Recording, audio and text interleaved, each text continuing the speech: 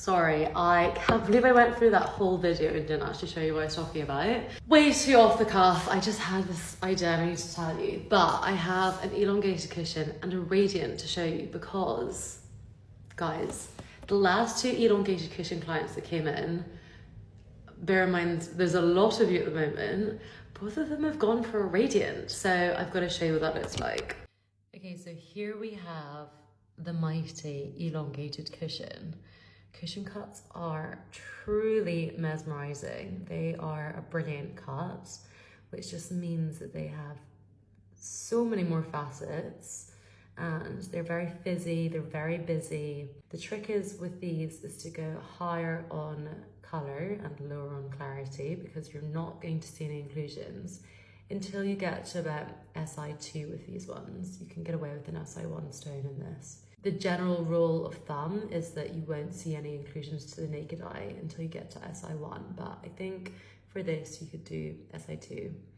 But you'll see here that it's a rectangular shape, but it's cushioned, so it's got these kind of rounded edges. It's the same kind of properties as an oval does. I think that's why people love it so much, because it does kind of lengthen your fingers, but it has a bit of softness. So if you're scared of those sharp corners, like my emerald cut here, then maybe this is the cut for you. In comparison, this is a radiant cut.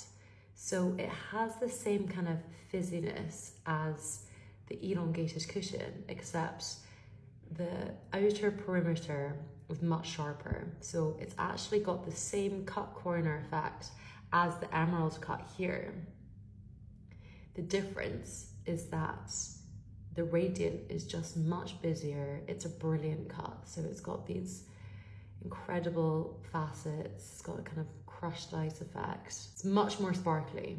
And here they are next to each other, just as a kind of side-by-side comparison. These are also roughly the same carat weights. I think they're about 2. Another thing I mentioned in my other video is that the beauty of elongated cushions is that there's no cookie cutter way of cutting them. So you can't really copy and paste one elongated cushion into another. Obviously, the one below is a much bigger stone, but you can tell how different they are in how they've been cut. The bottom one is a modified brilliant, which means it has this kind of like belly button look. It looks like a round brilliant cut in the middle. But just looking at the outer perimeter, the one on top is a lot more elongated than the one on the bottom. Each one, as I said, has its own personality. It's very special, it's unique.